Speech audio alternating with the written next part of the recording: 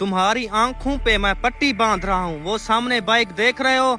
जी जी, आंखें बंद करके उसे हाथ लगाना है। अगर तूने हाथ लगा दिया तो आज शाम को मैं तुम्हें बकरे का सालन खिलाऊंगा।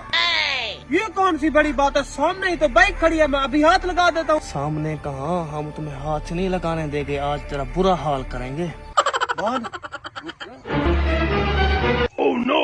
ओए रुक रुक रुक, बात सुन। हाँ, अगर मैं वहाँ तक पहुँच जाऊँ, सामने से तू बाइक हटा दे, फिर कोई मुझे बंदा चाहिए जो यहाँ पे इंसाफ करे। ओ भाई, कोई बाइक नहीं हटाएगा, मैं खुद इंसाफ करूंगा। ना ना, मुझे तुझ पे जरा भी यकीन नहीं है। मैं पास पहुँचू, तू बाइक हटा दे।